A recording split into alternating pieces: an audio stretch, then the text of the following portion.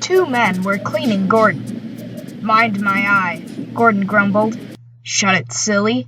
Did you ever see such mud, Bert?" "No, I never, Alf. You ought to be ashamed, Gordon, giving us extra work." The hosing and scrubbing stopped. Gordon opened one eye, but shut it quickly.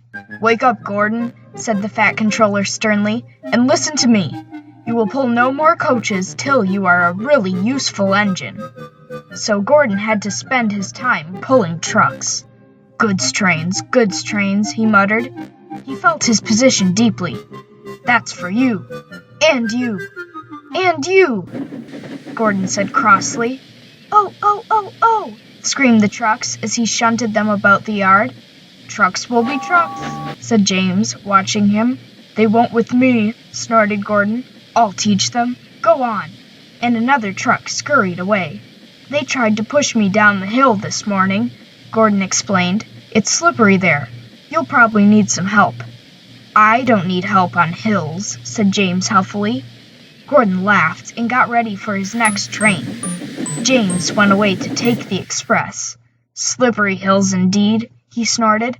"I don't need help." Come on, he puffed. All in good time, grumbled the coaches. The train was soon running nicely, but a distant signal checked them close to Gordon's Hill. Gordon's Hill used to be bleak and bare. Strong winds from the sea made it hard to climb. Trees were planted to give shelter, and in summer the trains run through a leafy avenue. Now autumn had come, and dead leaves fell. The wind usually puffed them away, but today rain made them heavy, and they did not move. The home signal showed clear, and James began to go faster. He started to climb the hill. I'll do it, he puffed confidently. Halfway up, he was not so sure. I must do it, he panted desperately. But try as he would, his wheels slipped on the leaves, and he couldn't pull the train at all. What's the matter? He gasped. Steady, old boy, steady, soothed his driver. His fireman put sand on the rails to help him grip, but James's wheels spun so fast that they only ground the sand and leaves to slippery mud, making things worse than before. The train slowly stopped. Then, "Help, whistled James, for though his wheels were turning forwards, the heavy coaches pulled him backwards, and the whole train started slipping down the hill. His driver shut off steam, carefully put on the brakes, and skillfully stopped the train. Whew! He sat down and mopped his face. "I've never known that happen before." "I have," said the fireman, "in Bincombe Tunnel, southern region." The guard poked his head in the cab. "Now what?" he asked. "Back to the station," said the fireman, taking charge, "and send for a banker."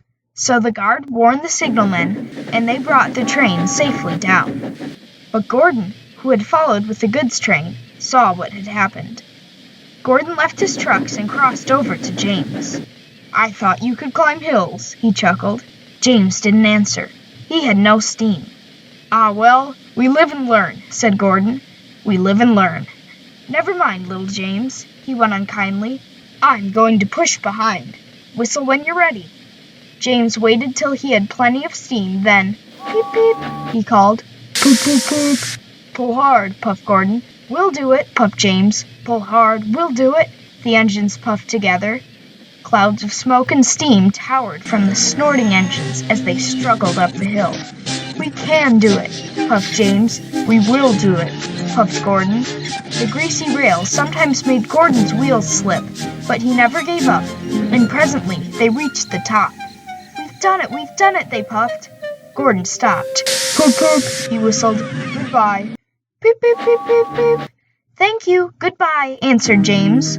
Gordon watched the coaches wistfully till they were out of sight. Then slowly he trundled back to his waiting trucks.